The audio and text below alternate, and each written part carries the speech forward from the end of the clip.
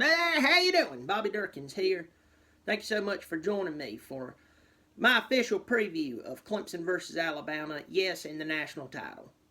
Who else was going to play in this game? Have you looked at the talent leading all the way back to the end of last season?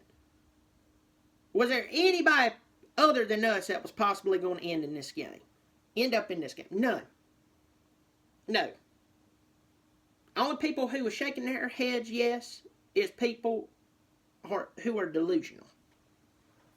But Monday night, Northern California, don't know why they put the game out there.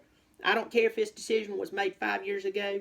Anybody who knows college football knows that nobody west of the Mississippi was even going to smell this game.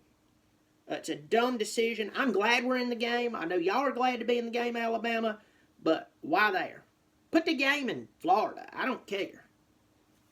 I mean, this is just, I don't get it. But playing there, 8 o'clock Eastern Standard Time on Monday. Let's talk about this game. If you are a Clemson fan, you've only heard, other than Nick Saban, one name who plays for Alabama. He's the name of, it's the name of every player on their team, Tua. If you ask Alabama fan, what's 1 + 1? They say Tua. If you ask them how to cure AIDS in Africa, Tua. Maybe your marriage is in the pisser right now. Do you need counseling? No. Tua. It's the only answer they have. The guy's an incredible, talented player. Let me go ahead and introduce you to some of the players that's on this team aside from Tua. As I'm pulling this up, the Alabama was, a 7.5 point favorite or something like that. Now it's down to 4.5. I believe more and more people are realizing the truth. The truth is, before I go on the roster, is that Clemson knows ACC is a dumpster fire. I know it. Most everybody who has half a brain knows it. But Alabama believes that they've played a team like Clemson every 3 weeks. Like LSU Tigers. They're Tigers. They have a really good defense. Their offense is definitely just like Clemson's, right? Great quarterback, great wide receivers, experienced line, 3 to 4 deep at running back, just like Clemson's. At Mississippi State, really good defense. Their offense, they have a tall quarterback. I mean, Trevor's taller, and he's actually a quarterback. That guy's just a really good athlete lined up at quarterback. You know, it washes out. Get on to Alabama's roster.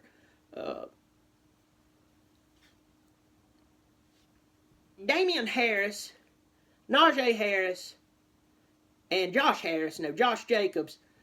These guys are really talented football players. They're running backs at Alabama. You know what they're going to bring to the table.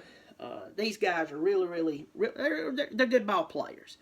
So there's some of the players that's not named Tua. A couple other players that's not named Tua. Jerry Judy. If you don't know what I'm referring to, you've never seen Andy Griffith. Jalen Waddle and Henry Ruggs III, along with Irv Smith Jr. These guys can catch a football. They're fast. They're talented. They're Alabama players. You know, they're good. That's who you need to know on the team. On the defense, and I mean Dylan Moses, Mac Williams, Savion Smith. Let's just name a few really good players. What we've come to expect of Alabama. So if you're a Clemson fan, you really don't know anybody other than Tua and Saban. There you go. If you're a Bama fan, you know about Trevor Lawrence. If you don't, you probably know about Travis Etienne and T. Higgins.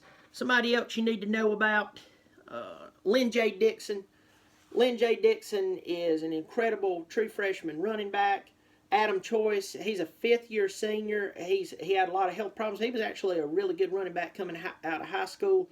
This is his last season with us. Tavian Feaster. Tavian Feaster was #1 running back coming out of high school a few years ago.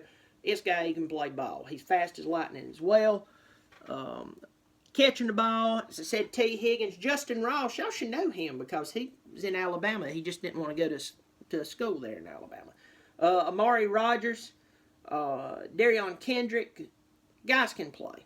Guys can play on the defensive side of the ball. Lord, who do I talk about? I mean, it's just loaded with talent. I mean, do I want to talk about Cleveland Ferrell?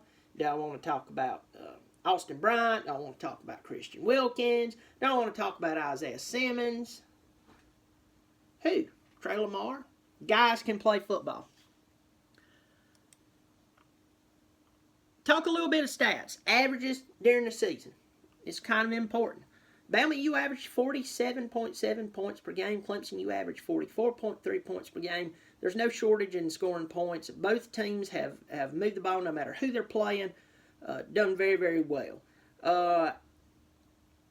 On the giving up points, Alabama, you give up about 14.8 points per game.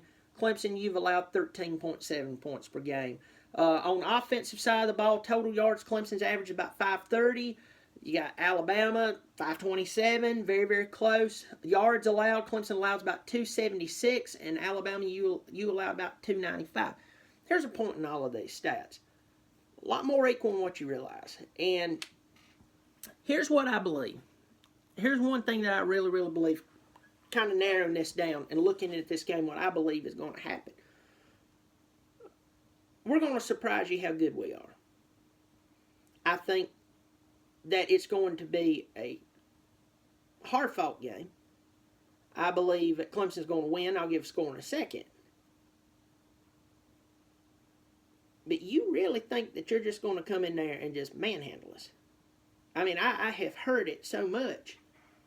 I've heard about that game with South Carolina with Jake Bentley. Oh, we heard about that with Notre Dame. And yeah, you're way better than Notre Dame.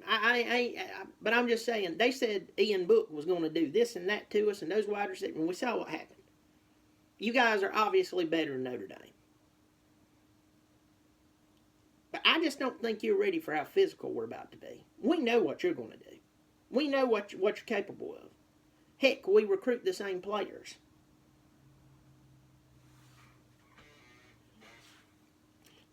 It all hinges on our offense with Trevor Lawrence keeping your offense off the field. That's it. We don't turn over the ball, and our defense gets some really good stops on you. That's it. It's simple. It's so simple, a third grader can figure it out. Our offense stays on the field, and we score. That's it. But I believe the game is going to end up Clemson 34-31. I just look for Clemson to hit Tua. I think you're going to get to Lawrence a couple of times. I do. You got a good team. But I think that Tua, and I know everybody's going to come on here and talk about, well, you know he's been playing with an injury since the 7th grade. That's what type of... Stop. Stop. There's always an excuse for why you do or why you don't. Stop. Shouldn't have been playing against Citadel. But hey, keep on. Fine with us. Trust me, because we're going to hit him this week. Once he started getting hit against LSU and Mississippi State, that's when he started throwing interceptions. And he's getting hit Monday night, whether you like it or not. He's going to get hammered Monday night. Going to get tossed around Monday night. Not going to get to him every play. But it's coming. He's going to realize when our offense walks out there, way different than Mississippi State and LSU, which, by the way, aside from Georgia, was the best teams you played last year. Or this season. Didn't have an offense. Didn't have an offense. Hey, we know we hadn't played a team like you. You have not played a team like us. I don't care what you think. I don't care what Georgia thinks. I don't care if they're sitting there going, we deserve to be in. No, you don't. Shut up. Go away. It's us. And Monday night, you're losing. 34-31. You're losing. You're done. Go ahead, armed with your little keyboard, type up all you want to. Talk about history. Lord, dig up the bones of Bear Bryant and drag them out here. You're losing Monday night. You can take that to the bank, 34-31. Listen to me, I'm Bobby Durkins.